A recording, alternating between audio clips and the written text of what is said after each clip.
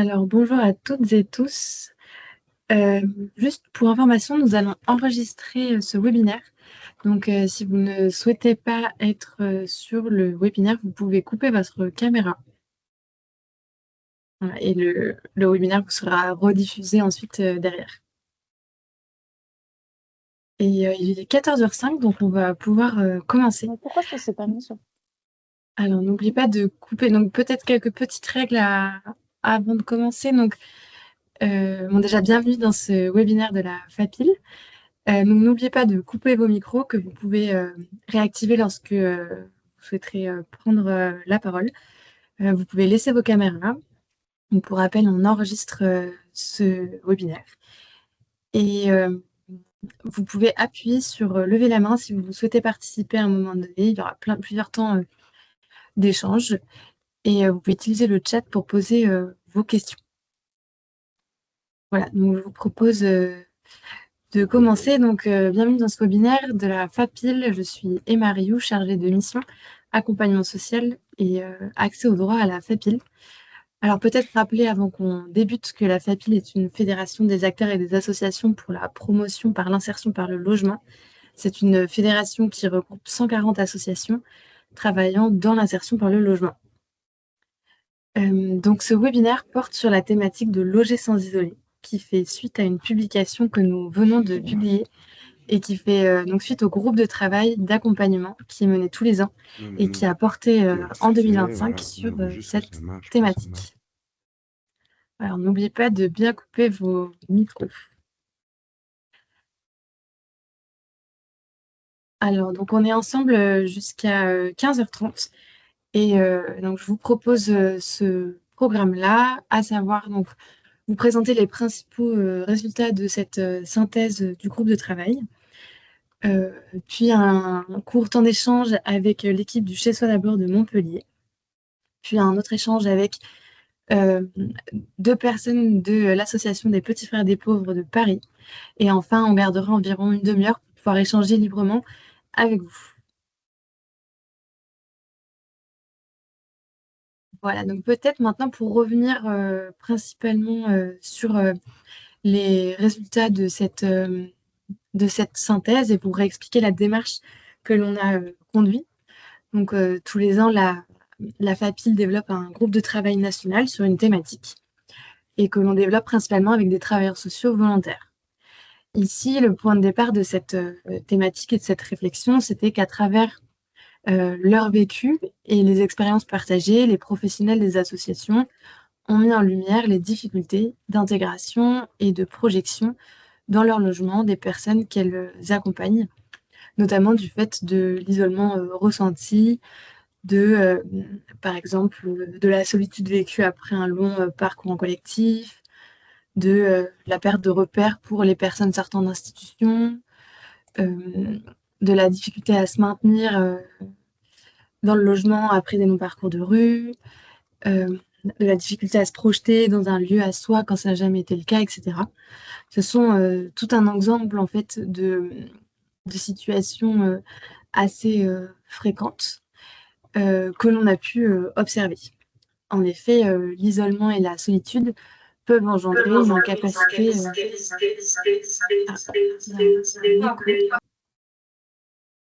Euh, ça a l'air mieux. Donc, en effet, l'isolement et la solitude peuvent engendrer une incapacité à s'intégrer dans son logement, à se projeter et à enclencher son parcours d'insertion au sens large. Et finalement, à rebours de la logique du logement d'abord, l'accès au logement peut également être perçu comme la dernière étape d'un long parcours, sans que les éventuelles difficultés d'insertion n'aient été bien anticipées. D'où l'intérêt finalement de creuser collectivement ce sujet. Donc ce groupe de travail, il a duré un an avec une quarantaine de travailleurs sociaux volontaires, 5 personnes accompagnées, dans 3 villes, à Paris, Lyon et Montpellier. Euh, et voilà, donc les équipes sociales qui ont participé travaillent au sein de nos associations. Elles travaillent principalement sur de l'accompagnement social lié au logement et, euh, et principalement sur des mesures d'accès et de maintien au logement. Voilà, donc on est majoritairement dans du logement en diffus, mais également certaines d'entre elles, puisqu'il s'agissait principalement de femmes, travaillaient avec des personnes qui vivaient en logement collectif et principalement des pensions de famille. Voilà, donc on a mené cette séance sur ce sujet, principalement pour identifier les contours de l'isolement social et également les solutions à apporter, proposer et voilà, qu'on avait pu identifier. Parmi ces séances, une était un webinaire avec Elodie Picolet, psychosociologue à l'Orsper Samdara, nous a fait part de ses travaux sur le pouvoir d'agir et la perte et la restauration du pouvoir d'agir. Une séance a été organisée avec les équipes du Chez Soi d'abord des 3 villes de Paris, Lyon et Montpellier, et ce qui a permis d'échanger avec leurs locataires notamment pour comprendre plus finement le vécu de l'isolement et le vécu par les personnes et leurs attentes en termes d'accompagnement social. Voilà, donc cette synthèse reprend donc des éléments explicatifs et éclairants sur l'isolement lié au logement, puis des solutions à développer, que ce soit autour de la nature de l'accompagnement social, autour des solutions collectives à proposer et aussi autour de l'ancrage territorial. Voilà, donc on vous mettra dans le chat le lien vers la publication puisqu'elle est disponible sur notre site internet. Alors peut-être pour démarrer, rappeler finalement des éléments de définition pour savoir bien de quoi on parle. Donc l'isolement social, de quoi on parle? Eh ben, finalement, il est important déjà de distinguer deux notions, l'isolement et la solitude.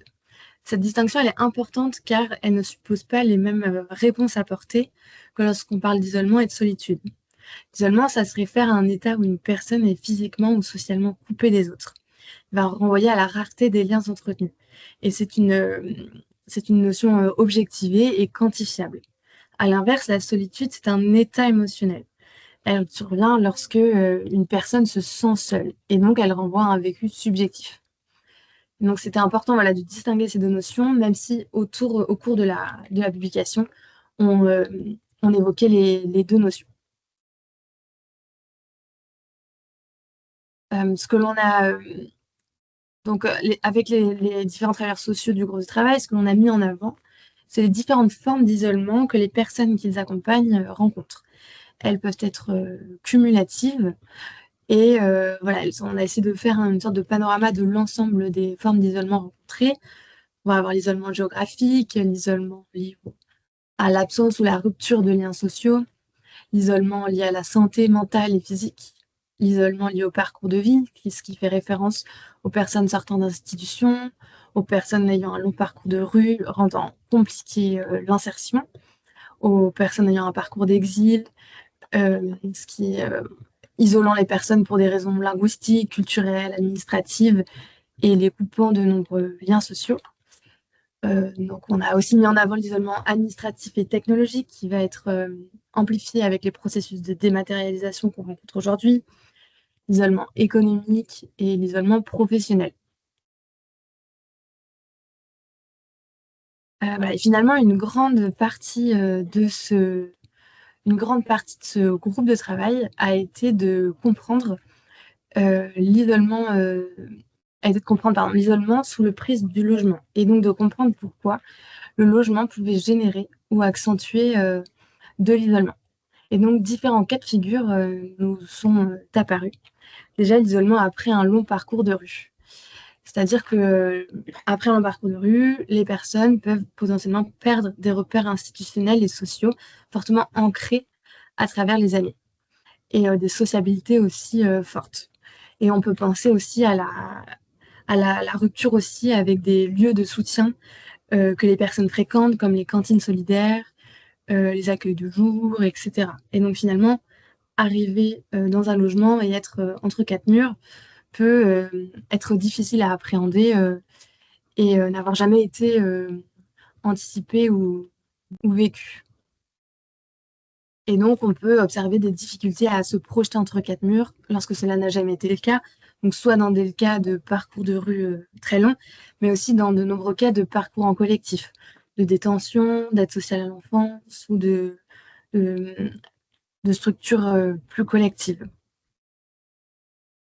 Dans le cas de projets de relogement comme étape finale d'un processus, on a aussi souvent remarqué que finalement, souvent, le logement pouvait être atteint comme un objectif final. Voilà, l'accès au logement étant particulièrement complexe aujourd'hui, accéder au logement peut être vu comme, entre guillemets, le Graal et une étape finale. Or, ce n'est pas forcément le cas et les personnes peuvent être amenées à devoir mobiliser encore de nombreuses ressources. Et ce qui n'est pas forcément anticipé, appréhendé et peut être difficile à vivre. Et donc pourrait aussi entraîner des phases difficiles et donc des phases d'isolement et de solitude ressenties. Par ailleurs, on a l'accès au logement. Un logement peut cristalliser aussi de nombreuses attentes. C'est-à-dire que oula, pardon. Euh, Le logement cristallise de nombreuses attentes dans le sens où accéder au logement peut être vu comme la manière de aussi déclencher euh, d'autres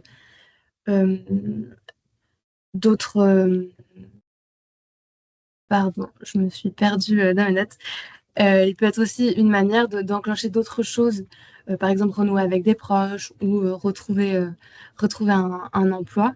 Et finalement, parfois, ces projets n'aboutissent pas. Et donc, le logement peut cristalliser de nombreuses attentes et le logement n'a pas toujours cette fonction de rétablissement espéré. Voilà. Et finalement, l'isolement serait aussi parfois pour certaines personnes la réponse pour se rétablir et donc pour éviter certaines tentations. Voilà, donc une fois qu'on a finalement décortiqué l'isolement social et les différentes formes qu'il peut prendre, on a réfléchi collectivement aux différentes solutions que l'on peut solliciter pour accompagner les personnes au mieux à gérer ces situations-là. Donc on a d'abord abordé la nature de l'accompagnement social apporté, également les solutions collectives possibles et on a mis aussi un point sur l'importance de l'ancrage territorial.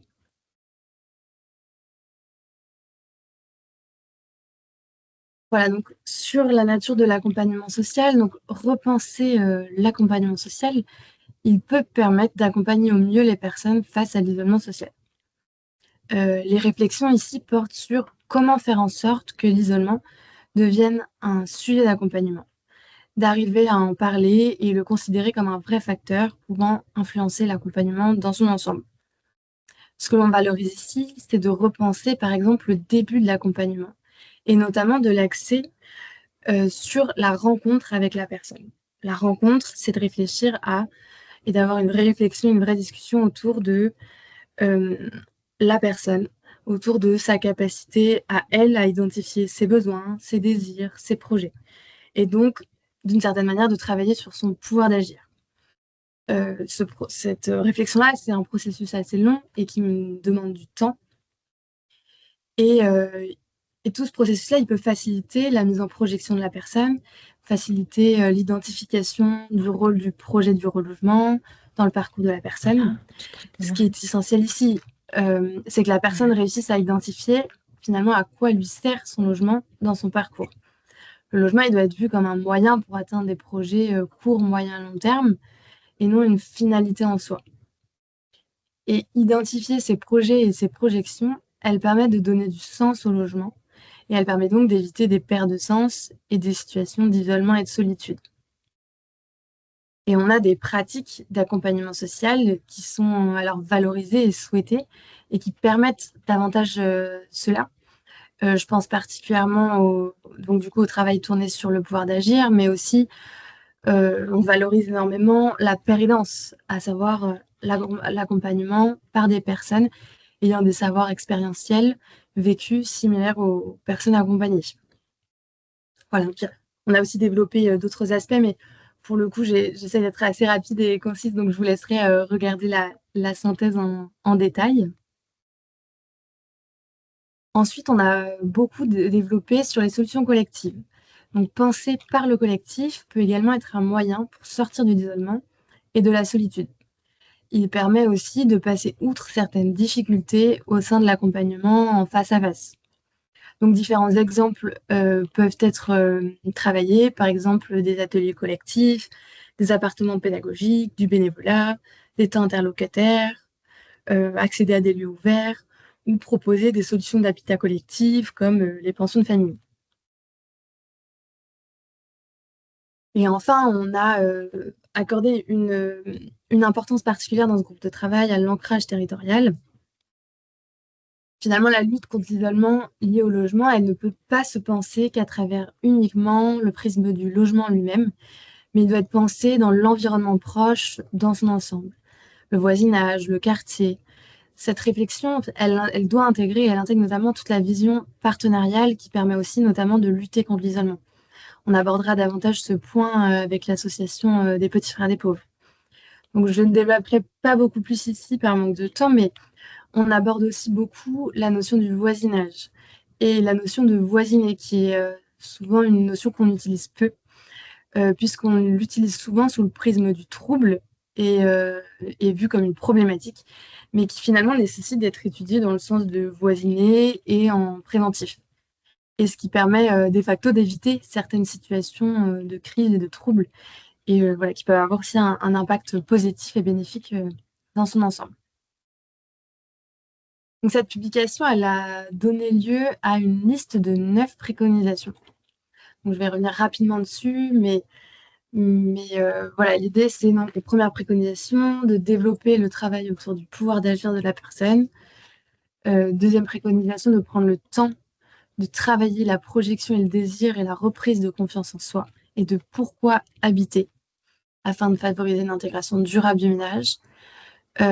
D'intégrer de la pérédance dans l'accompagnement en valorisant le rôle de médiateur pair et en laissant une place prépondérante au savoir expérientiel. De ne pas faire de l'accès au logement une fin en soi, mais aborder aussi en préventif les éventuels risques liés à l'accès au logement. De valoriser les pratiques collectives dans l'accompagnement social à travers différentes pratiques. De favoriser les pratiques permettant une plus grande mixité des publics lors des temps collectifs. De favoriser l'habitat collectif lorsque celui-ci est pertinent avec le parcours et le projet de la personne, d'ancrer davantage l'accompagnement sur le territoire en identifiant les bons partenaires en fonction de besoins liés à l'isolement, et de repenser le voisinage sous l'angle préventif et dans un sens positif. Voilà donc pour cette première partie de présentation. Avant qu'on commence à échanger avec l'équipe du Chez Soi d'abord de Montpellier, est-ce que vous avez des remarques ou des questions? Vous pouvez lever la main.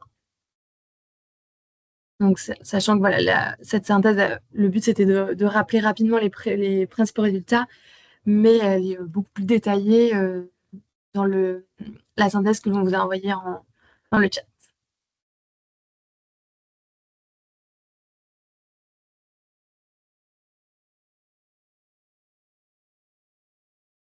Non, pas de remarques, mais on pourra échanger après les interventions. Euh, alors, je vais donner la parole à l'équipe du Chez Soi d'abord de Montpellier. Je ne les vois pas là. Est-ce que vous pouvez activer votre micro? Ouais. Ah, super. On est là. Parfait. Je vous Je vois. sais pas si tu nous entends. Si, très bien. C'est bon. Désolé, du Je coup. vais vous mettre en évidence. Voilà, c'est parfait. Ok. Ouais, on Alors, est dans un bar, du coup. C'est un peu. Désolé pour le décor, mais on est là. non, bah, c'est parfait. On vous entend bien. Alors, du coup, je vais vous laisser la parole pendant une petite dizaine de minutes. Mais donc, peut-être, je vais vous laisser vous présenter tous les deux. Et peut-être une Ok. question pour toi, déjà, Adrien, pour que tu puisses commencer. C'est déjà présenter un peu le chez toi d'abord. Comment l'isolement en tant que sujet d'accompagnement social est pris en compte et questionné ou pas au sein du chez soi. Et Mhm. Et puis vous avez participé à une journée où on était de nombreux travailleurs sociaux et de personnes accompagnées, et peut-être réfléchir aux apports aussi de cette journée pour vous et en termes de compréhension et d'attente des personnes et de la réflexion autour de l'accompagnement que vous menez. Et puis j'aurais une question ensuite pour Ulysse plus précisément. Ok, donc bonjour à tous. Du coup, je m'appelle Adrien Bertrand. Je suis éducateur spécialisé aux soins au sein du chez soi et je suis en compagnie d'Ulysse. Ulysse Fibitila, je suis locataire à Contrecoeur, mais bon, voilà, locataire d'un à Montpellier. Et voilà, hein, c'est la fête. Hein, là, il pleut, mais bon, c'est la fête tous les jours, donc tant bien. Donc voilà, juste pour les personnes qui connaissent pas la structure, donc les chez soi d'abord, c'est une structure sociale. On accompagne des personnes. Il y a deux critères pour intégrer le dispositif, qui sont d'avoir un parcours d'errance, donc ne pas avoir de logement, un parcours d'errance plutôt long et une pathologie psy. Donc voilà, on les accompagne via le logement. L'idée du chez soi d'abord, c'est que du coup, voilà, le chez soi d'abord, au sens où on considère que, notamment avec certaines problématiques, certaines maladies, etc., le fait d'être à la rue rend le rétablissement complètement impossible. Et donc, le logement est le point d'entrée dans le dispositif. L'accompagnement commence à l'entrée des locataires sur le logement. On rencontre les locataires une fois par semaine. Le logement, donc déjà, ils sont chez eux. Nous, on loue des appartements, mais on fait un contrat de sous-location. Donc, les locataires sont vraiment chez eux. Il n'y a aucune différence avec une façon de gérer différemment, à part que du coup, on se rencontre une fois par semaine pour travailler sur différentes choses, différentes démarches, comment ça se passe dans le logement, différents projets que les locataires peuvent avoir, etc., etc. Donc voilà, on est confronté du coup à l'isolement dans le logement de manière tout à fait régulière, puisque les personnes que l'on accompagne ont souvent eu des longs parcours d'errance. Donc le fait d'habiter n'est pas du tout quelque chose d'évident pour les personnes qu'on accompagne. Donc c'est vrai que c'est aussi quelque chose que nous, on doit garder en tête une fois que les personnes rentrent dans le logement. Pour nous, c'est une victoire parce que la rue, c'est une victoire, mais en fait, habiter et comment s'approprier son appartement, c'est finalement un premier défi qu'on a. Et on peut assez rapidement aussi se rendre compte qu'il peut y avoir des difficultés dans la gestion, soit la gestion de l'appartement d'un point de vue technique, mais aussi le ressenti qu'on peut avoir quand on a l'habitude soit de vivre des structures type CHRS ou d'être à la rue, d'être entouré, de se retrouver seul dans un appartement, c'est quelque chose qui n'est pas forcément évident à gérer. Il y a une problématique aussi de vieux réflexes de rue, c'est-à-dire qu'on a quand même pas mal de personnes qu'on accompagne qui vont avoir tendance à inviter des anciens amis qui sont encore à la rue, etc., avec toutes les problématiques que ça peut engendrer par la suite, etc. Donc c'est vrai que l'isolement et d'habiter est un défi un peu permanent pour nous. Même par la suite, une fois que l'appartement, on va dire, et les personnes se sont projetées dans l'appartement, bah, après, il y a l'ennui, donc travailler sur des projets professionnels, des projets plaisir, etc. Le soin, on travaille sur tous les secteurs de l'isolement, en fait. Euh, Ulysse, est-ce que tu veux rajouter quelque chose? Ouais, on fait un peu faire partie, ouais. Vas-y, je t'en prie. Alors, je ne me présente plus, hein. C'est Ulysse, et on va dire évoquer ensemble le point que moi, en tant que locataire, donc ça veut dire que je suis un locataire, pas du tout une vision professionnelle, mais je puisse entendre ce que voient les professionnels, puisque même si j'étais à la rue, tout ça, CHRS, et j'ai déjà goûté à bien des drogues, donc dire je suis pas du tout, même sans être à la rue, on va dire je suis pas le bon profil, on va dire, mais bon, je sais prendre du recul, en tout cas. Donc je vais essayer d'exprimer un peu ma pensée, ce qui est intéressant parce qu'il faut, on va dire, nourrir les échanges avec des fous. Je ne dis pas que les professionnels ne vivent pas ce qu'on vit, etc. Non, qu'on vit, certes, mais ils ne sont pas de notre cœur. Donc du coup, Je pense qu'un avis d'une personne qui a vraiment vécu quelque chose sera ça sera intéressant, n'est-ce pas? Dis-moi. Et ce que je peux dire, c'est que déjà, tous les points qui ont été évoqués depuis le départ, je suis totalement d'accord. Je n'ai rien à rajouter. De toute façon, ces points ont été vus ensemble, donc on va dire ce n'est qu'un rapport des faits, donc je suis d'accord. Et là où je voudrais, on va dire, peut-être rajouter, bien simplement appuyer sur des points importants, c'est que, en effet, l'isolement, euh, puisque être à la rue, avoir des anciennes connaissances de la rue, donc du coup, on n'a pas vraiment d'attache par la suite. On est mis dans un logement. Et à part le logement, on a une vision de ce que nous y étions avant qui est, on va dire, ancrée. En fait, on est habitué, comme éduqué par notre conditionnement qui fait qu'on était à la rue, donc on a cru que c'était une normalité. On a, on va dire, au début bégayé, mais à force, on finit par croire que c'est normal, enfin, si je puis dire. Et même si on se retrouve dans un appartement, il y a vraiment des réflexes entre guillemets primitifs qui font que même moi, des fois, je me dis, bon, pourquoi pas prendre une tonne et aller faire un camping, même si c'est à 10 kilomètres des bornes. Voilà, on va dire, on a des réflexes vraiment très. Et quand je dis mal, c'est pas péjoratif, c'est que c'est moi qui le dis de moi-même. Donc ça veut dire c'est une façon. On va dire, c'est pour mettre des images, c'est pour que ça soit compréhensible, n'est-ce pas? Et qu'est-ce que je voudrais rajouter? C'est aussi sur l'isolement en appartement, ça c'est un point qui m'a beaucoup intéressé, le fait de l'entendre et aussi le fait que je le ressente chaque fois.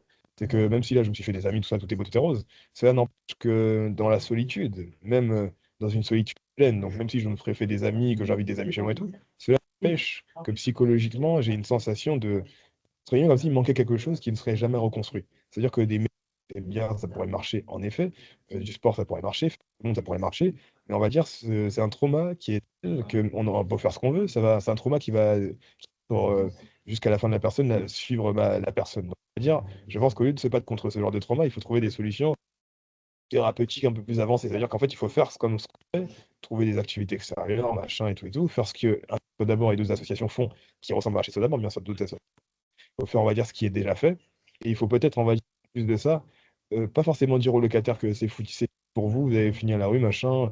Même si vous êtes sorti de la rue, vous avez des problèmes. Non, faut pas, on va dire, faire tomber, on va dire, la bonne foi. Pas, on va dire, traumatiser les gens. Mais en tout cas, il faut qu'on accepte qu'il y a des choses qui ne seront jamais reconstruites et qu'on doit faire avec. En fait, je pense que, on va dire, au lieu de que les gens soient tristes et tout, oh, putain, il faut les aider, tout ça, non. Il faut, on va dire, qu'on les motive, qu'on leur dit, ouais, certes, ils sont tombés, mais c'est pas ce qui les a tués. En gros, ce qui nous rend plus fort. Il faut, on va dire, pas créer des curieux qui croient que la rue la rue sera plus forte. Il y a des cons qui vont sortir de prison, qui vont dire je suis sorti de prison, je suis devenu plus fort. Non.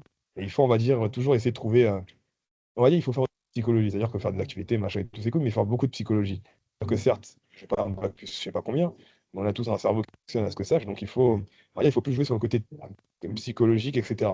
C'est-à-dire que quelles qu'en soient les choses, il faut que les personnes qu'on aide, bah, en fait, comprennent qu'on les prend pas pour des simples locataires. Parce que moi, même si je connais bien d'avoir Montpellier, etc., et c'est vrai que des fois, mes collègues et moi, c'est rare fois, mais ça m'arrive des fois, j'ai la sensation en fait, que vraiment les professionnels viennent voir le cas psychiatrique.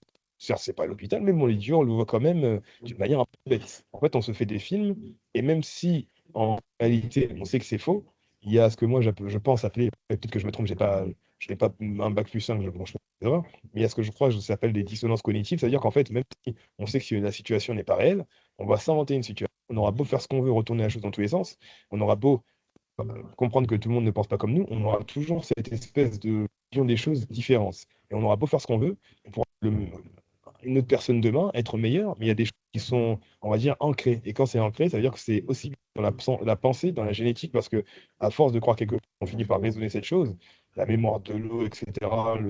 Voilà, on va rentrer dans les détails. Mais en gros, là, il y a des choses qu'on doit accepter qui sont dures, et on pourra faire tous les miracles du monde, mais il y a des choses comme psychologie, c'est là où il faudra travailler. On ne pourra pas sauver tout le monde. Si moi, par exemple, je suis un peu exceptionnel dans le sens où, quel qu'en soit ce qui s'est passé, je garde la tête sur les épaules. Mais il y en a vraiment, il ne faudra pas venir leur dire oui, tu es tombé à la rue, pauvre. Non, il faudra leur dire, ça ne t'a pas tué, ça t'a rendu plus fort, n'empêche que tu as ta place dans la société. En fait, faut pas les exclure, il faut pas trop les aimer, il faut leur faire comprendre que, entre guillemets, moi, par exemple, quand je vois des personnes en fauteuil roulant, je pourrais dire que cette personne au fauteuil roulant, elle est un peu comme moi, dans le sens où moi, il manque un petit cerveau, entre guillemets, et lui, il est en fauteuil roulant, donc il manque des jambes.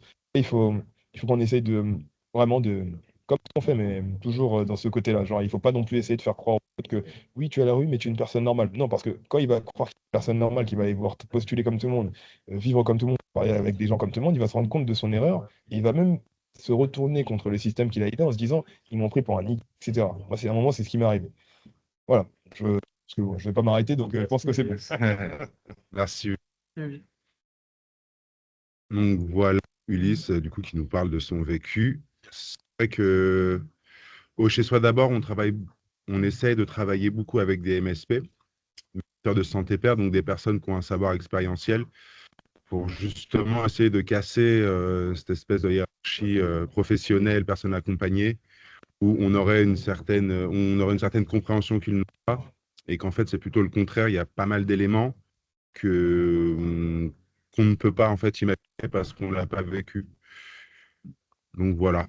Après, tu demandais tout à l'heure qu'est-ce que nous avait permis de mettre en place ou Ouais, bon, alors du coup, c'est vrai que c'est une question, je pense, qui est dans nos têtes depuis longtemps. Enfin, que le dispositif se questionne sur ces éléments-là depuis pas mal de temps. Et je pense que le fait d'avoir travaillé là-dessus avec des locataires, etc., de s'être concerté entre collègues ces questionnements-là, nous ont plus donné des pistes de réflexion que des réelles actions concrètes. Mais mm, par exemple, dans la thèse, là, il y a tous les facteurs d'exclusion, entre guillemets. Et je trouve que justement, c'est intéressant de voir l'isolement d'une manière plus globale que simplement de se dire on est sur l'appartement, juste au niveau de l'appartement. C'est qu'en fait, que ce soit au niveau de l'emploi, le loisir, la santé, etc., en fait, c'est quelque chose de très global. Et donc, on essaie de travailler sur tous ces points-là avec la personne pour essayer d'aller vers le droit commun, justement redonner du pouvoir d'agir. Par exemple, sur les appartements, au départ, quand les personnes rentrent dans les appartements et qu'on voit qu'il peut y avoir des difficultés, bon, on va essayer de travailler sur le fait de saisir de son appartement, peut-être de revoir les aménagements quand les personnes ont des difficultés à se sentir bien chez eux, de se dire peut-être que si tu te crées un petit endroit un peu cocooning, comme on dirait, où on se sent bien, voilà, travailler là-dessus, travailler sur les freins aussi. Même les freins peuvent être techniques. On a des personnes qu'on accompagne qui ont du mal dans la gestion de l'appartement.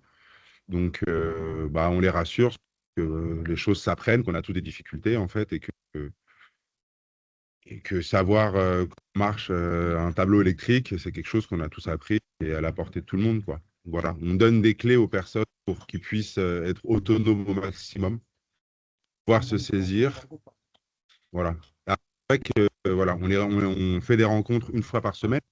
Donc, c'est aussi, entre guillemets, une limite, dans le sens où c'est 1 heure par semaine. Donc, évidemment, c'est un créneau assez court. Mais oui, je pense que redonner du pouvoir aux personnes, c'est une des choses principales qu'on essaie de mettre en place. ok, merci beaucoup. Je sais pas si, ouais, si j'ai Si, répondu bien si, c'est très clair. à tes Merci à questions. vous deux. Merci beaucoup à vous deux. Peut-être que parmi les participants, certaines personnes veulent réagir ou veulent vous poser des questions. N'hésitez pas à lever la main et on vous donnera la parole. Merde, pardon, excusez-moi. J'avais la question de l'écran. Si tu veux, peut-être tu voulais dire quelque chose. Non, c'est bon. Non. Alors, on vous donne la parole, Silver, du Chez Soi d'abord 42, si vous pouvez activer votre micro. Oui, c'est tout bon. Normalement, vous devriez m'entendre. Oui, c'est bon. Impeccable. Non, simplement, je voulais déjà saluer les collègues et leur présentation qui, je pense, est un super résumé de l'activité du chez-soi. Et simplement pour rebondir sur ces notions dans lesquelles je me suis reconnu totalement, enfin, on s'est reconnu totalement dans la pratique quotidienne de l'accompagnement de ce public. Simplement, moi, je voulais rajouter juste une petite chose qui, je pense, est un élément supplémentaire qui viendra corroborer ce que vous disiez. Nous, ce qu'on a pu constater depuis qu'on s'est créé, donc c'est relativement récent, hein, on n'a pas non plus une antériorité si importante que ça, mais au fur et à mesure des discussions qu'on a pu avoir avec les locataires qui rencontrent des difficultés à se maintenir dans le logement. Parce que c'est de cela qu'on parle, parce que bon, il y a tout un tas de locataires à qui ça se passe très bien et il n'y a pas forcément de nécessité de revenir dessus, mais souvent ce qu'on a pu nous constater, ou en tout cas des conclusions qu'on a pu tirer, c'est que il y a beaucoup de locataires donc, qui ont pu avoir des parcours de rue importants, qui ont créé des réseaux de solidarité dans le cadre de leur parcours de rue. Alors des réseaux de solidarité qui sont ce qu'ils sont et qui vont et viennent, qui peuvent être soutenants ou moins en fonction des périodes et en fonction des individus. Et en fait, ces réseaux de solidarité, ils viennent quand la personne rentre dans un logement. Enfin, quand un des membres de ce réseau de solidarité rentre dans un logement, il va avoir tendance aussi à venir avec les membres de ce réseau de solidarité parce que, entre guillemets, c'est un peu son tour de rendre service d'héberger, de mettre à l'abri ses connaissances. Et en fait, ça peut venir déplacer aussi ce que vous disiez, les collègues tout à l'heure, toutes les pratiques propres au rythme de vie qu'on peut avoir à la rue, avec toutes les difficultés que ça peut entretenir, dans un logement. Et donc, ça avait créé aussi tout un tas de difficultés, de relations de voisinage, voilà, de comment on interagit dans un logement autonome. Et donc nous, ce qu'on a pu constater, c'est qu'en fait, il y a ce réseau, il se déplace de logement en logement et de personne en personne. Et c'est difficile d'introduire, parce qu'on ne veut pas non plus venir briser ce réseau de solidarité parce qu'il a son importance et il fait partie des caractéristiques de la personne et de ce qu'elle est. Mais en même temps, il peut venir mettre en difficulté aussi la personne sur le maintien dans un logement autonome avec les règles de vie et le fonctionnement que ça implique pour un locataire. Donc voilà, nous, c'est ça, c'est simplement pour venir amener un petits éléments de précision. C'est quelque chose qu'on constate régulièrement, sur lequel on échange et qui est, je trouve, pas forcément simple d'interagir avec au quotidien dans une pratique d'accompagnement médico-social. Oui, merci beaucoup pour ce retour, effectivement. Merci d'avoir pris le temps de développer là-dessus. Claire Coursin, vous souhaitiez aussi participer? Oui, merci beaucoup pour le partage. J'avais une question. Vous avez parlé d'espace cocooning pour que les personnes se sentent suffisamment à l'aise dans leur logement, se l'approprient, etc.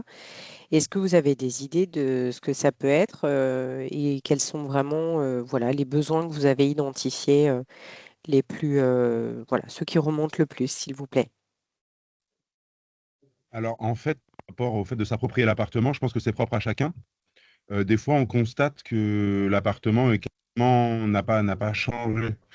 Et donc, on va creuser avec les personnes sur leurs envies, leurs passions. Ça peut être une tenture indienne, ça peut être un terre de foot. C'est en fait arrêter de laisser les logements neutres comme si ils étaient de passage et de se dire, mais en fait, là, tu es chez toi et donc tu as le droit de mettre des punaises dans le mur, etc. Bon, évidemment, il y a les limites, enfin, il y a un bail, etc., avec des droits et des devoirs, mais en gros, tu es vraiment chez toi.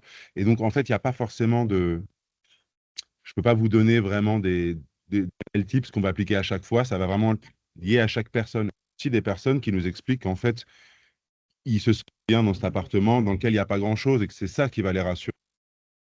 Au contraire, il y a des personnes qui ont besoin d'accueillir, où on voit que dans leur appartement, il y a énormément de choses, de bibelots. Je pense que c'est aussi une façon c'est leur façon eux, de se sentir bien chez eux, quoi.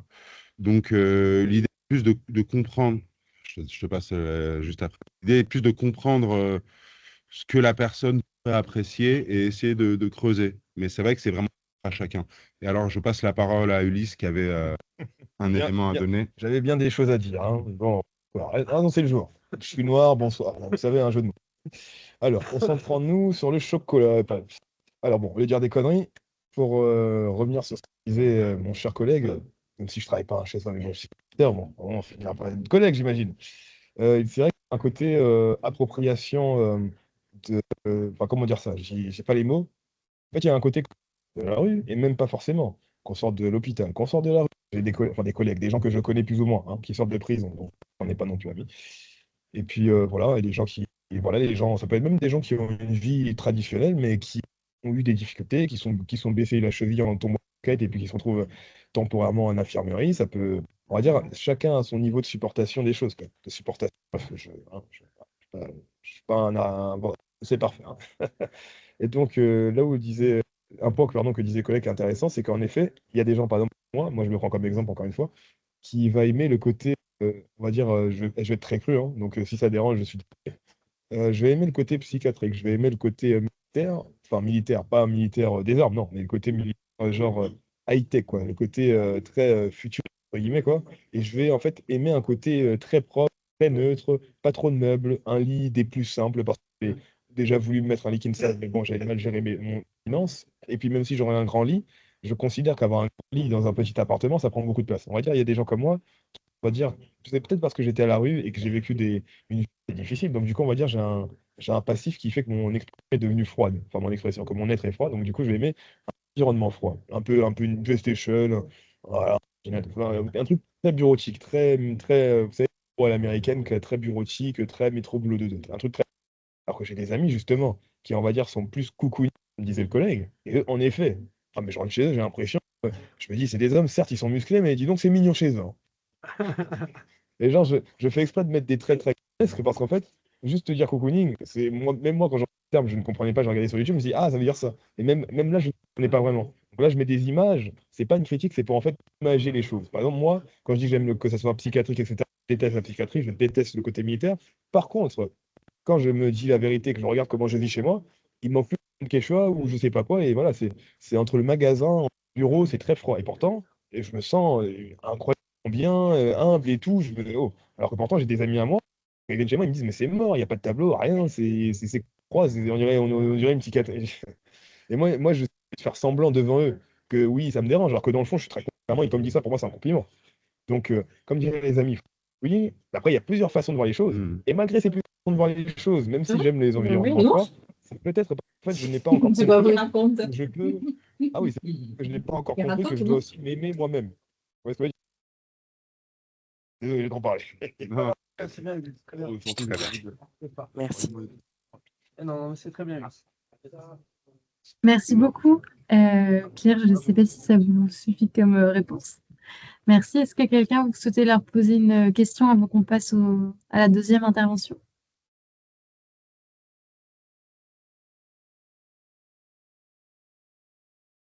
Non. Eh bien, alors je vous propose qu'on enchaîne avec du coup l'intervention d'Odile Pécouf et de Béatrice Locatelli. Je vais essayer de vous mettre Voilà, en très grand. bien, merci. Je vais donc partager mon écran. Oui, Alors, je vais d'abord vous dire Bonjour à tout le bonjour. monde. bonjour Voilà, Odile, bonjour.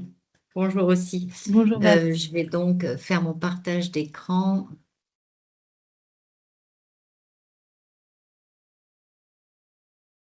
Voilà, je ne sais pas si vous voyez donc bien mon écran.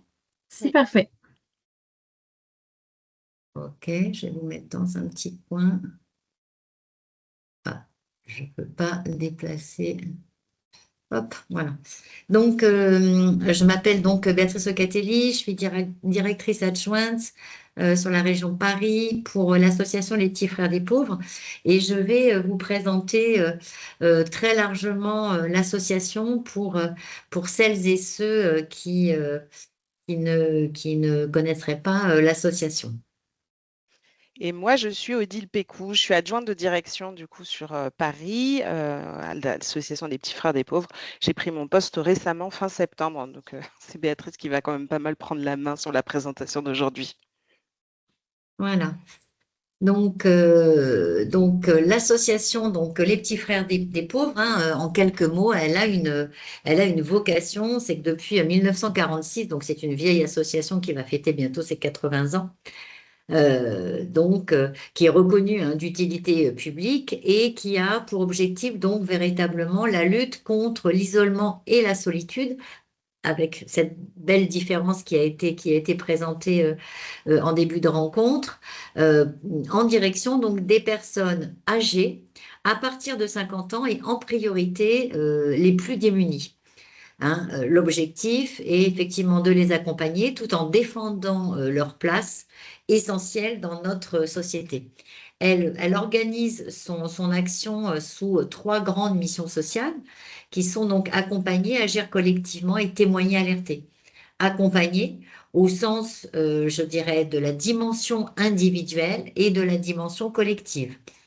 Et puis, agir collectivement, c'est-à-dire engager aussi les citoyens pour mener les actions et tout ça appuyé par des salariés qui vont effectivement soutenir des équipes qui vont accompagner elles-mêmes les personnes.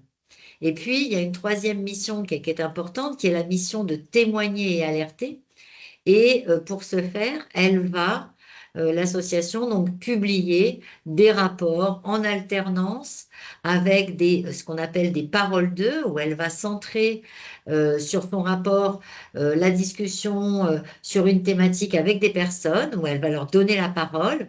Et puis, elle va produire tous les 4 ans un baromètre de l'isolement pour voir un petit peu où est-ce que ça en est et reposer effectivement et analyser les 4 cercles de l'isolement, comme vous l'avez un peu aussi posé, mais vous beaucoup plus largement, qui sont pour nous le cercle associatif, le cercle familial, le cercle amical, le cercle de voisinage et maintenant effectivement aussi le cercle de l'électronisme. Donc voilà, là je vous ai mis un petit, voilà. L'ensemble de ces rapports sont sur le site des Petits Frères, hein, donc vous pourrez y accéder très facilement. Plus largement, du point de vue national, donc là vous voyez effectivement qu'il y a 16 300 personnes qui sont accompagnées régulièrement, donc par des bénévoles, hein, plus de 14 000, et puis environ 600 salariés. Voilà un peu nationalement, tous ces petits points rouges sont l'ensemble des équipes hein, qui se répartissent sur le territoire national. Bien évidemment, enfin, l'association a aussi des établissements et des logements diffus. Hein. Peut-être qu'il y aura une explication qui sera posée par ma collègue Odile.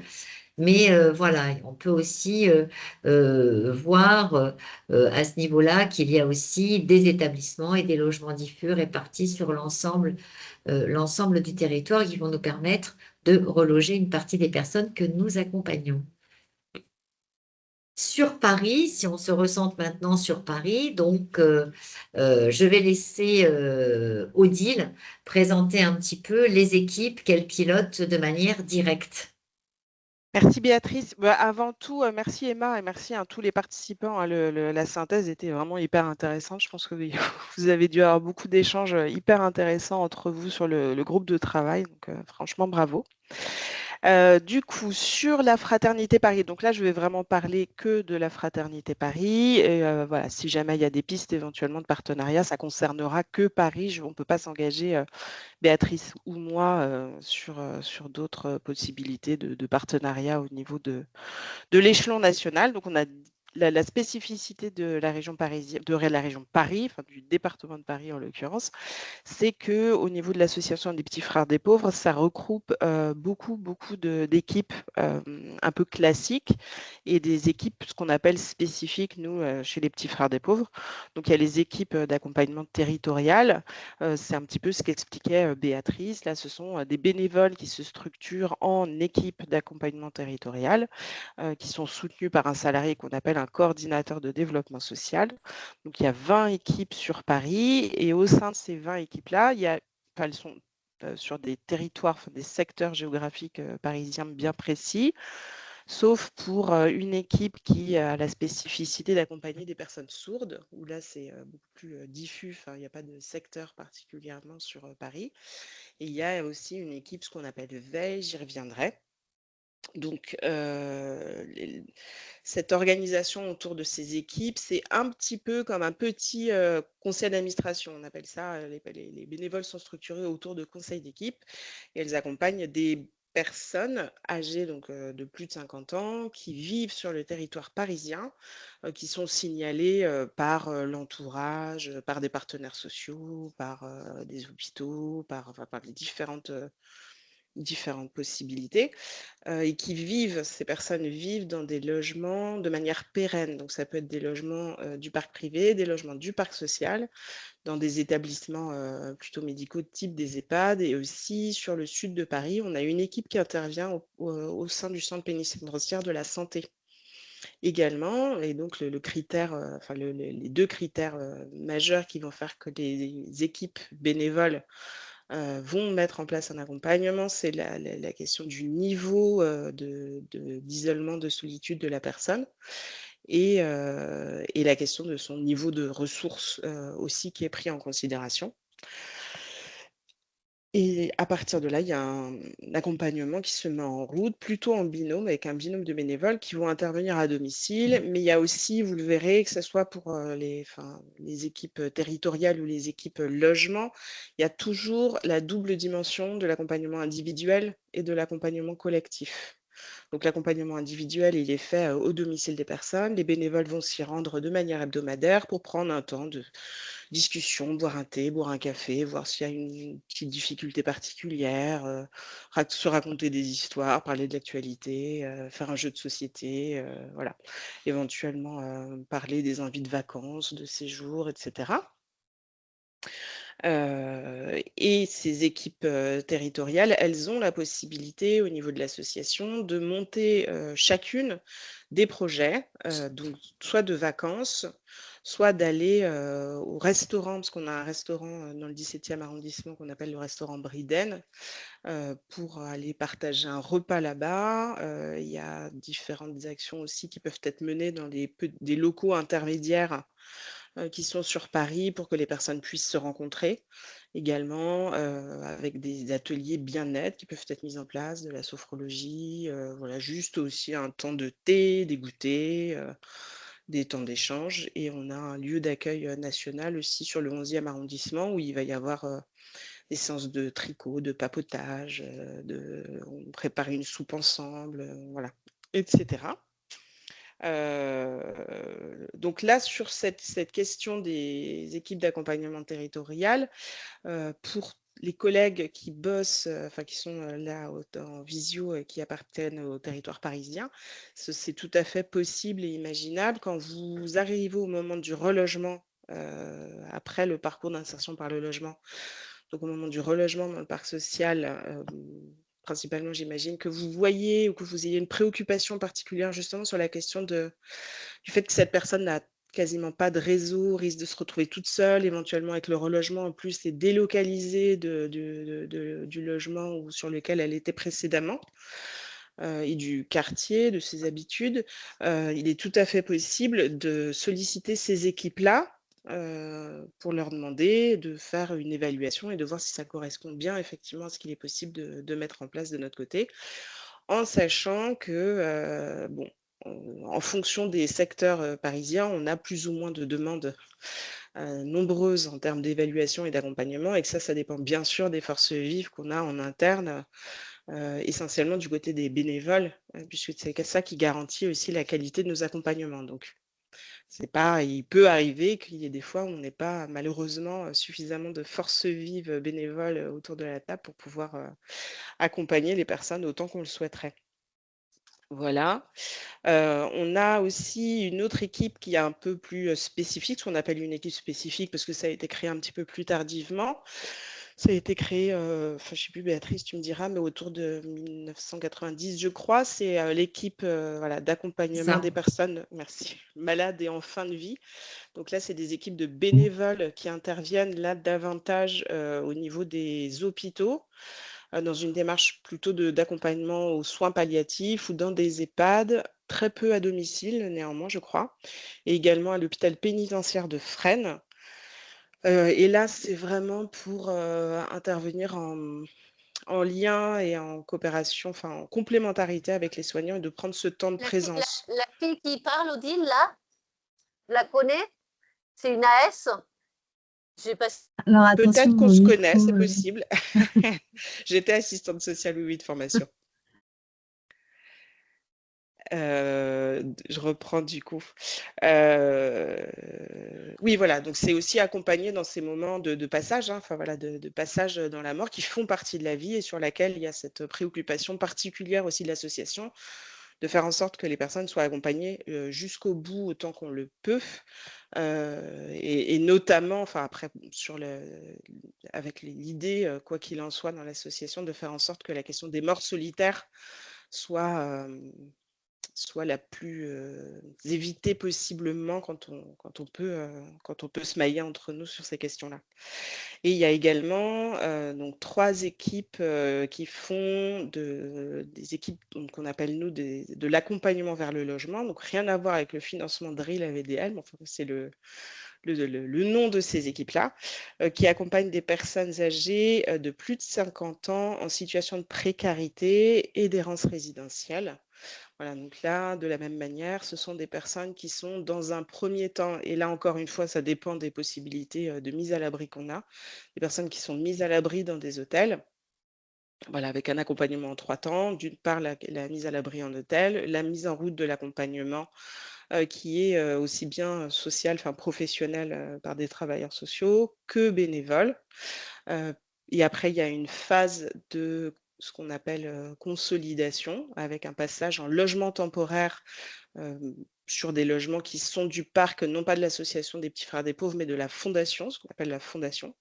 Et après, un passage en logement pérenne. Alors, ce travail-là, enfin, ce passage en logement pérenne, il est travaillé par les équipes sociales et aussi avec l'aval des bénévoles sur le projet évidemment personnalisé de la personne concernée, qui peut vouloir aller vivre en logement social, qui peut vouloir aller vivre en pension de famille, qui peut vouloir aller vivre en résidence, autonomie. Enfin voilà, c'est vraiment des choses qui sont, enfin qui peut vouloir vivre à Paris et vouloir ne pas vivre à Paris, vouloir vivre ailleurs. C'est vraiment quelque chose qui est travaillé de concert avec les personnes accompagnées et avec les équipes. Et alors, ce qui est intéressant aussi, c'est que la dynamique est la même au niveau des AVL, c'est-à-dire qu'il y a vraiment cette double préoccupation de faire de l'accompagnement individuel, donc là un peu plus social, fin d'ouverture de droits, maintien des droits, etc.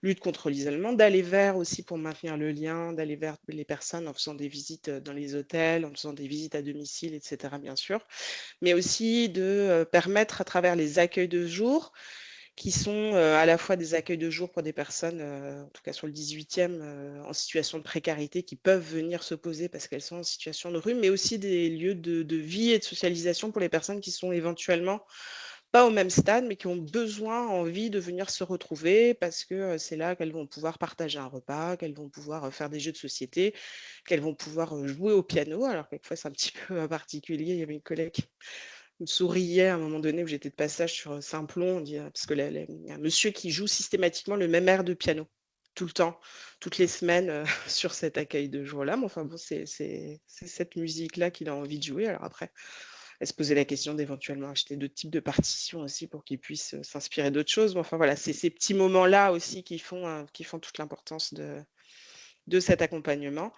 Et que ce soit dans les équipes territoriales et les équipes d'AVL, après les choses ne sont pas travaillées de la même manière parce que les publics sont assez différents quand même.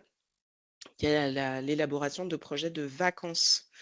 C'est-à-dire qu'on a aussi la possibilité que les personnes puissent réfléchir à un projet de vacances qu'on peut leur proposer en collectif, mais qu'elles puissent aussi mettre en place en individuel et qu'on les accompagne aussi dans la réalisation de ce projet de vacances. Voilà, donc l'idée, c'est vraiment aussi, au-delà de l'accompagnement, par exemple, social ou de maintien des droits, etc., mais c'est de continuer à vraiment faire jouer les zones de plaisir de vivre, de moments de joie dans le quotidien, de plaisir de se retrouver, de lutter contre l'isolement comme ça aussi, mais du coup de travailler sur la prise en compte que les personnes retrouvent une certaine estime d'elles-mêmes à travers leur regard qu'elles portent sur elles, mais aussi à travers le regard des autres, et après du coup pouvoir aussi développer leur capacité d'agir, où on peut leur demander aussi au niveau de l'association de participer à différentes d'autres choses. Voilà ce que je peux vous dire, je crois. J'oublie certainement plein de choses. Merci beaucoup à vous deux. Merci, effectivement, vos actions sont très complémentaires de nos missions, donc c'est chouette d'avoir aussi ce témoignage-là. Peut-être parmi les participants, est-ce que vous avez des questions pour Béatrice et Odile? Ou une intervention?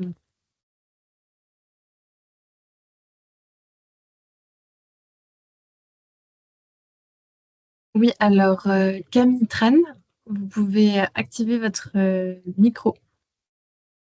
Oui, c'était pour savoir comment est-ce qu'on oriente vers vous, du coup, si on a des publics qui correspondent, et notamment, nous, on accompagne des publics en situation d'errance et qui pourraient correspondre aux critères que vous avez cités. Donc, comment est-ce qu'on oriente vers vous? Alors, il y a il y a des mails, on pourra vous les communiquer via Emma, effectivement, dans le support, des mails de demande d'orientation sur les équipes AVL. Après, il y a aussi la difficulté, hein, je le disais, hein, Mais non, c'est mais tout à pas, l'heure, comme là, tu fais plein de... on n'a pas Alors, des. attention à quand même bien désactiver votre micro quand vous ne prenez pas la parole. Merci. On a aussi la difficulté Chaud, Max, du là. nombre. Bah oui. Ah, il y a encore un micro d'ouvert, je crois. Normalement, c'est bon. C'est bon? Ok. Ouais, vas-y. On a aussi la difficulté de ne pas pouvoir répondre de manière massive s'il y avait des demandes, pas beaucoup de demandes sur la question des AVL en tout cas, hein, parce que je comprends bien l'intérêt qu'il y a pour ce dispositif-là, mais on active les mises à l'abri quand on a des personnes qui justement changent de dispositif et on ne rajoute pas forcément des places d'hôtel sur des places d'hôtel sur des places d'hôtel. L'idée n'est pas non plus d'avoir de manière massive des nuitées hôtelières et des personnes qui vivent en hôtel, parce qu'on considère que ce n'est pas non plus une réponse complètement satisfaisante, ou en tout cas ça peut être quelque chose d'intéressant en termes de mise à l'abri temporaire, mais pas de manière durable en tout cas. Et après, on a la difficulté du passage en logement temporaire ou en pérenne pour désemboliser ou laisser de la place sur les hôtels. Mais bon, en tout cas, via Emma, on pourra, dans la diffusion des supports, vous donner les indications. Merci beaucoup. Je vous en prie. Et oui, tout à fait. On renverra un mail à l'ensemble des participants avec les informations d'aujourd'hui. Il y avait une autre main levée. Madame Laporterie, vous Oui, pouvez bonjour. activer votre micro. Bonjour. Bonjour, merci pour votre témoignage. Moi, je suis directrice du dispositif Un chez soi d'abord dans le département du Var, plus particulièrement sur la métropole. Et voilà, j'ai écouté avec intérêt voilà, comment sont constitués, comment est constitué les petits frères des pauvres. Et c'est avec, je pense, intérêt que je vais me rapprocher de votre structure sur le département du Var, parce que je pense que vous êtes bien implanté, hein, vu la carte que vous avez présentée. Je crois que voilà, dans cette partie de région PACA, vous êtes actif avec de nombreux bénévoles, si j'ai bien pris connaissance de votre carte. Oui, tout à fait. Excusez-moi, j'ai plus de voix. Oui, oui, tout à fait. Nous sommes effectivement implantés dans le Var. Et si vous allez sur le site internet effectivement des Petits Frères, vous pourrez tout à fait trouver les coordonnées de la fraternité Méditerranée. Voilà, que Oui. l'on appelle Méditerranée et qui concerne effectivement l'ensemble des départements des Provence-Alpes-Côte d'Azur. Voilà. Ouais. Parce que c'est bien une problématique et le soleil ne fait pas tout dans notre région et le logement non plus. C'est pas une fin en soi et l'isolement, surtout comme vous l'avez bien expliqué et bien retraduit pour des personnes qui ont longtemps vécu à la rue et qui à 60 ans se retrouvent effectivement, acceptent d'avoir effectivement ce bénéfice quand même et cette dignité retrouvée par le logement.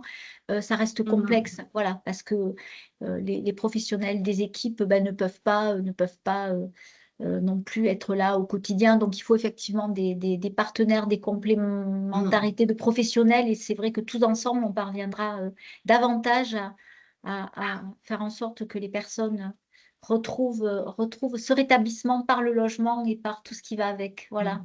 Et merci pour vos Oui. témoignages. Vraiment, merci. Oui, oui, tout à fait. C'est un peu aussi comme ça qu'on envisage les choses, c'est-à-dire que une association seule ne fait pas tout, et on s'ancre sur un territoire, on s'ancre avec des partenaires, et c'est ensemble qu'on arrive effectivement à créer et à porter des dynamiques. Parce que pour l'association Les Petits Frères des Pauvres, c'est aussi un enjeu, effectivement, dans le cadre du relogement des personnes de continuer toujours de lutter contre l'isolement et la solitude, tout en maintenant pas sous dépendance, qui est un peu compliqué pour l'association en tout cas, ne maintenant pas sous dépendance la personne accompagnée auprès des petits frères. Et tout l'enjeu est là. Et c'est vrai que ce qui avait été cité en début, qui a été très justement dit par le collègue Adrien et Ulysse, penser le relogement comme une fin en soi, et c'est souvent effectivement ce qu'on va faire, hein, puisque on va prendre effectivement une partie des personnes qui sont à la rue, et l'objectif c'est quand même d'avoir un logement pérenne, mais le penser effectivement comme une fin en soi, eh bien c'est oublier effectivement que le logement c'est aussi un enfermement. Hein, et cet enfermement peut produire effectivement de la solitude et de l'isolement, et que c'est pas aussi simple. Et pour nous, c'est un véritable enjeu de travailler avec nos bénévoles, les équipes salariées, de penser ce relogement et de faire en même temps en sorte, surtout que la personne, elle s'ancre sur son territoire, c'est-à-dire qu'elle puisse prendre l'ensemble des leviers de son territoire. Et pour prendre un exemple parisien, par exemple, bah, si on est dans le 20e, on va essayer de lui présenter l'ensemble de son territoire en disant qu'il y a tel assaut, et on va essayer de l'aider à aller vers pour qu'il s'ancre une dynamique en fonction de ce qu'il souhaite, bien évidemment, et de ses appétences. Hein. Tout le monde, voilà, il y a des personnes qui sont très bien dans la solitude et d'autres, effectivement, bah, qui souffrent pour le coup d'isolement. Ouais. Et c'est pour ça qu'on a mis, je vais faire un petit passage juste. Ah non, je vous laisse, excusez-moi, Non, vous c'était aviez... juste pour dire que parfois la proposition du logement, et après je dirais quelques mois dans le logement, enfin moi j'ai certaines personnes qui préfèrent retourner dans la rue, parce que Bien dans la sûr. rue, avec ce que représente hein, la rue, même si la rue est violente, la rue est, ben, Oui. il y a quand même une façon d'aller à la rencontre des autres, parce que c'est aussi une connaissance des autres qui se fait peut-être, voilà, qui est Bien plus sûr. facile, voilà. Effectivement, il n'y a strictement aucun passage chez vous une fois que vous avez fermé la porte. C'est ça, Enfin, je veux dire, il y a c'est ça, pas, personne va vous passer devant en vous interpellant, c'est ça. en vous demandant quelque chose, ou voilà, et ben, ça va être. Et c'est pour ça que, au-delà, effectivement, enfin, en complément des actions de type un peu classique, hein, d'accompagnement de personnes très âgées à domicile, qui elles aussi sont pour le coup enfermées dans la rue, enfermées chez elles parce qu'elles ont des problèmes de mobilité en vieillissant. Et puis, on a donc mis en place des actions d'aller vers, qui sont des actions avec les bailleurs sociaux, où on a été donc interpellé par des bailleurs sociaux pour mettre en place un dispositif qu'on a construit, hein, ad hoc, qui sont donc des permanences solidarité, et où on va s'installer en pied d'immeuble avec tout un dispositif d'aller vers, de repérage, voilà, et de prise de contact un peu informelle aussi, pour créer effectivement euh, des, de l'accompagnement qui n'a pas de mot pour ça, hein, qui n'est pas un accompagnement au sens propre du terme, mais qui est une présence, un accueil inconditionnel, et puis avec l'objectif véritablement de créer des dynamiques et des solidarités de voisinage. Et on voit effectivement que c'est en créant des solidarités de voisinage que l'on peut aussi arriver peut-être à un moment donné beaucoup plus finement que juste par l'action d'une asso dans un lieu. Voilà. Donc ces solidarités de voisinage, faut les mettre en route, faut les créer, et on va les créer à partir d'un lieu d'accueil collectif de manière inconditionnelle, où les gens peuvent passer boire un café, voilà, et petit à petit, on va pouvoir répondre aussi à leurs difficultés quand ils en ont.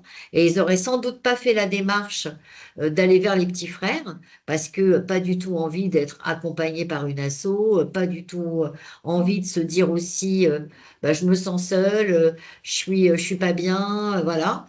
c'est aussi parfois un espace de dignité. Les gens ont du mal effectivement à se le dire, mais en tout cas, dans un accueil informel, ça permet de prendre contact, de résoudre certaines difficultés et de faire rentrer la vie à l'intérieur même des immeubles HLM où l'on est et où on va un peu organiser une vie collective et tisser un maillage de solidarité de voisins autour de gens qui vont se retrouver.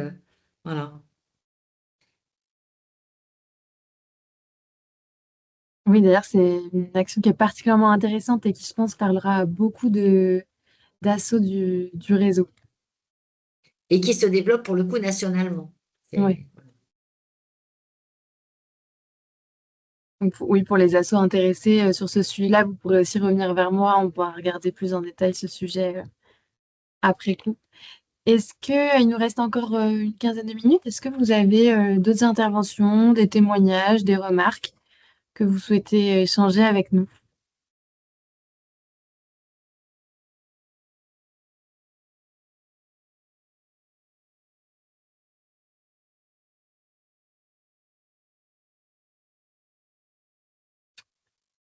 Oui, Madame Maillet, vous pouvez activer votre micro.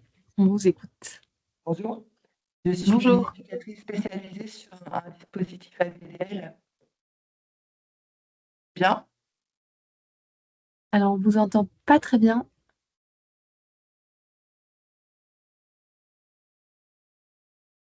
On vous entend plus. je suis éducatrice spécialisée sur un dispositif AVDL. D'accord. Vous entendez? Oui, Oui, très bien. c'est bon. Ah, ok. J'accompagne des personnes effectivement qui sortent de la rue ou bien qui n'ont jamais eu de logement à eux, qui pour la première fois ont un logement à eux, que de mon point de vue, on a parachuté dans des logements sans préparation en amont et qui ont eu une reconnaissance d'ALLO et qui ont fini par avoir une proposition de logement.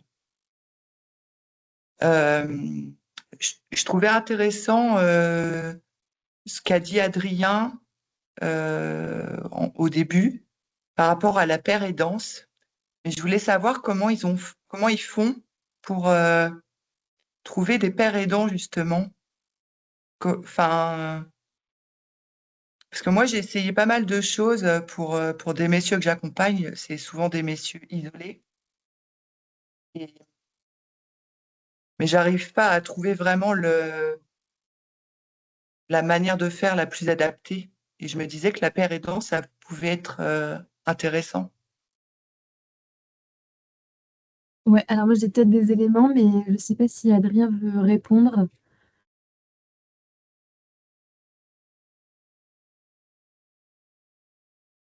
Bon, je vais peut-être commencer. Du coup, donc au sein des Chez Soi d'abord, les pères aidants sont embauchés, donc font partie de l'équipe. Donc ça, c'est une première proposition. Et, euh, et oui, les équipes Chez Soi d'abord sont pluridisciplinaires. Et ensuite, il existe différentes logiques sur les territoires.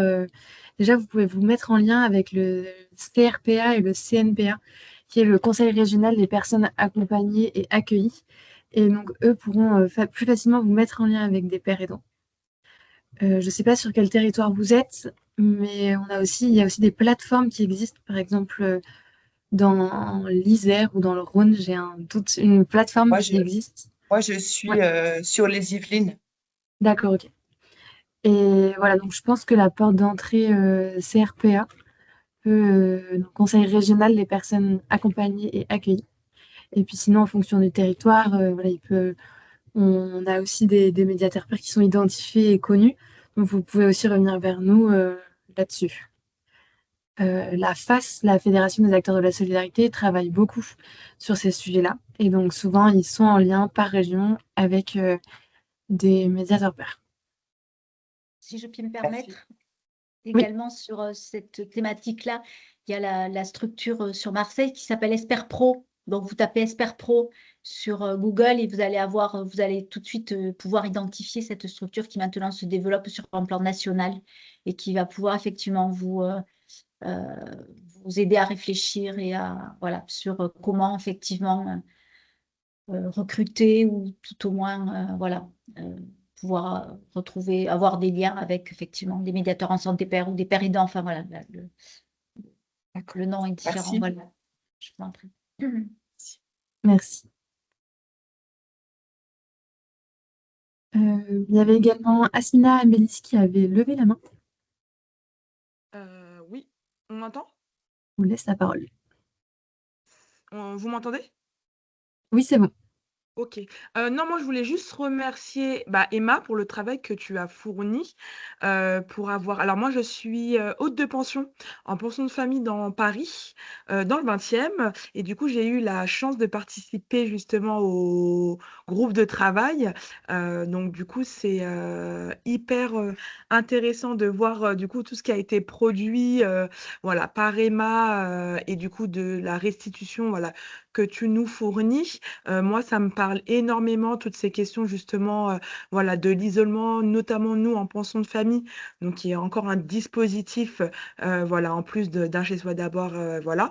Donc nous qui accueillons également aussi des personnes de la rue au logement et dont on travaille autour effectivement de l'isolement à travers notamment des activités, des ateliers qu'on peut mettre en place sur les pensions de famille, mais également de manière individuelle, voilà, par le biais de l'accompagnement.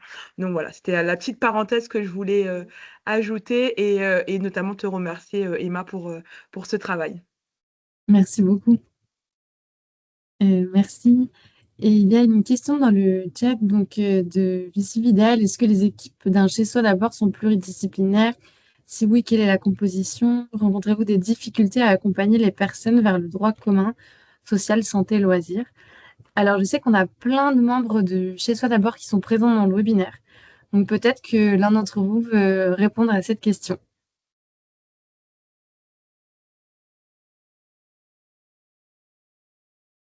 Écoutez, moi je suis Nathalie, je suis gestionnaire locative adaptée à Caen, au chez soi de Caen. Donc nous, effectivement, on a une équipe composée de 2 infirmières, une mise à disposition de l'EPSM, donc plutôt orientée psychiatrie, une infirmière en addictologie, donc qui vient d'un XAPA. Il y a 2 éducatrices spécialisées, une CESF et un AES et un médiateur de santé père à mi-temps. Voilà, donc c'est vraiment pluridisciplinaire avec des gens, et moi-même qui viens de l'immobilier privé, qui vient d'une agence immobilière avec un BTS profession immobilière, donc le social, ce n'était pas ma vocation à la base. En tout cas, voilà, enfin, nous à Caen, en tout cas, on est vraiment une équipe pluridisciplinaire qui représente un petit peu tout. Alors, on n'a pas d'accident social, je crois que c'est à peu près tout ce qui doit nous manquer. Voilà. Nous, effectivement, la rentrée dans les logements, pour certains, comme l'a dit un de mes collègues d'un chez soi, ça peut très très bien se passer parce qu'ils ont déjà connu ça et même s'ils ont eu des parcours de rue, etc., ça reste sécurisant, se retrouver dans un lieu qu'ils ont connu, dans lequel ils se sentent bien, etc. Faut savoir que sur les chez-soi, et ça je pense que c'est national, lorsque les gestionnaires leur font visiter des logements, ils ont le choix entre 2 logements. On les rencontre en amont pour savoir un petit peu ce qu'ils idéalisent en logement, ce qu'on appelle le chez-soi idéal, en tout cas sur Caen, où on leur pose un certain nombre de questions pour voir déjà un petit peu comment ils se projettent, ce qu'ils ont envie, s'ils sont en rapport avec ce qui se fait au niveau financier, au niveau de leurs revenus, s'ils ont de l'argent de côté, etc. Enfin voilà, un petit point global. Et on leur propose 2 logements au plus près de ce qu'ils demandent. Donc ils ont déjà un choix à faire par rapport à une demande de base. Pour certains, c'est évident que quand on leur fait visiter le logement, ouais, c'est celui-ci parce qu'il y a quelque chose, et on les sent se projeter, enfin moi je fais vraiment tous les chez soi et toutes les visites, on les sent se projeter tout de suite dans le logement. Là, je vais mettre mon canapé, là, je vais mettre mon tableau, là, je vais mettre, enfin voilà. Et d'autres, vous pourriez leur proposer 5 logements. De toute manière, ils ne se projettent pas. Et c'est pour cela où ça devient un peu compliqué l'entrée en logement, parce que, ou même pour des gens qui ont plus de 40 ans, c'est un premier logement autonome. Et là, ça peut être très compliqué. Euh, voilà, malgré effectivement l'aide de l'équipe accompagnement, avec la visite toutes les semaines, pour essayer de les amener, les sortir du logement. Mais certains, vous pouvez leur proposer tout ce qui existe et le panel de tout ce qui existe. Ils n'arrivent pas. Le aller vers les autres est trop compliqué. Voilà, donc on a vraiment, d'autres chez soi vont certainement pouvoir relayer ce que je dis, mais on a vraiment 2 types de locataires. Certains qui ont connu le logement avec des bons ou des mauvais souvenirs, mais qui tout de suite vont réussir à se projeter, à s'accrocher au logement, à le prendre en main. Et d'autres, vous pourriez leur trouver quelque chose qui correspond exactement à leurs critères, ce qui n'arrive jamais dans la vraie vie. Eh bien, ils n'arrivent pas à déjà s'ancrer dans le logement. Et du coup, là, ça devient compliqué parce que effectivement, certains préfèrent retourner à la rue. On voit certains font tout ce qu'ils peuvent pour retourner en prison. Et on a beau, nous, l'équipe, essayer de leur proposer un certain nombre de choses. Je ne sais pas s'il y a une recette miracle, mais je la prendrais bien. Pour essayer de les garder en logement et que ça se passe bien et qu'ils arrivent même si ça prend du temps, parce qu'au chez-soi, il n'y a pas de délai. Quand ils rentrent au chez-soi, ils peuvent y être pendant 20 ans, 30 ans, enfin, ou 1 an, enfin, c'est comme ils veulent. À partir du moment où ils payent leur loyer, ils n'embêtent pas les voisins et le logement, et voilà, où on est dans le droit commun, en fait, au chez-soi. Mais il y en a, honnêtement, peut-être que des collègues vont me relayer, mais voilà, c'est vraiment pour essayer d'expliquer que qu'on soit équipe pluridisciplinaire ou pas, par rapport au logement et à cette idée d'isolement, dès le départ, on sait rapidement la manière dont ils vont s'approprier le logement, s'approprier ce qu'on va leur proposer, etc.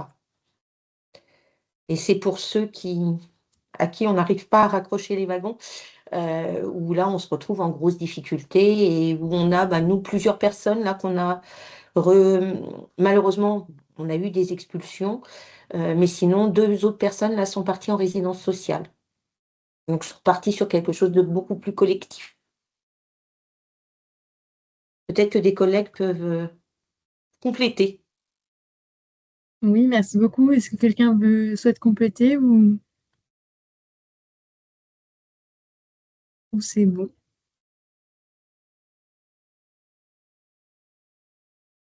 Alors oui, il y a une question, comment sont orientées les personnes vers le chez-soi d'abord? Alors peut-être juste pour rappeler, vu qu'il y a plusieurs questions à destination du chez-soi d'abord, il y a un partenariat qui va être monté entre la FAPIL et le chez-soi d'abord pour pouvoir voilà, avoir des projets communs et collectifs et les monter ensemble avec nos regards qui sont assez complémentaires. Je peux pouvoir aussi profiter de certaines formations réciproques. Donc voilà, la convention va sortir en cours 2026. Mais est-ce que quelqu'un souhaite répondre pour l'orientation? Bah écoutez, moi je veux bien continuer, à moins que quelqu'un prenne le Il y a relais. quelqu'un qui a pris la parole. Eh ben, pas de souci. Oui, Oui. donc je veux bien répondre à la question sur la construction des équipes. Effectivement, les équipes du chez soi d'abord sont pluridisciplinaires. Il y a généralement, alors, il peut y avoir des formats qui changent, mais sur une ville en particulier, sur un dispositif, un chez soi d'abord, il y a déjà 2 équipes, une équipe médico-sociale et une équipe de gestion locative adaptée, donc qui va s'occuper de tout ce qui va concerner de près ou de loin le logement. Alors après, chaque chez soi construit ses équipes en fonction des caractéristiques spécifiques à son public. Mais sur les équipes médico-sociales, on retrouve effectivement un peu tous les profils de travailleurs sociaux, des médiateurs de santé pair, sur différentes thématiques en fonction des besoins de l'équipe. Ça peut être des médiateurs de santé pair sur des questions de santé mentale, de parcours de rue, d'addicto. On va retrouver, nous, on sait qu'on a un animateur en réduction des risques. On peut trouver des médecins, médecins psychiatres, médecins généralistes, ergothérapeutes. Voilà, on peut trouver un peu tous les profils du médico-social en général dans une équipe du Chez Soi d'abord. Mais après, c'est par ville que chaque dispositif crée son équipe en fonction de comment il l'entend, sachant qu'il y a un socle commun dans le cahier des charges national qui prévoit un certain nombre de profils pour un nombre de locataires donnés. Mais effectivement, les équipes peuvent changer. Et est-ce qu'on rencontre des difficultés à accompagner les personnes vers le droit commun? Effectivement, notre objectif, c'est aussi de pas créer trop de besoins, c'est-à-dire que les personnes, à terme, elles n'aient plus besoin de nous dans l'accompagnement. Donc, effectivement, le travail, c'est aussi d'accompagner les gens vers le droit commun et parfois aussi faire en sorte que le droit commun, dans la mesure du possible, s'adapte aussi un petit peu aux gens, parce qu'on demande beaucoup à ce public de s'adapter au cas dans lequel il vit. On demande finalement assez peu au cadre de s'adapter aux caractéristiques spécifiques de ce public-là. Et donc le travail, c'est aussi ça, effectivement, d'essayer de faire en sorte que tout le monde se fasse un pas vers l'autre et que ce ne soit pas toujours les mêmes qui fassent le pas vers l'autre. Voilà. Je ne sais pas si j'ai répondu à la question. En tout cas, s'il y a besoin d'autres précisions, il n'y a pas de souci. Merci beaucoup. Et je vois qu'il est 15h30, donc sauf si il y a une dernière remarque, je pense qu'on peut s'arrêter là.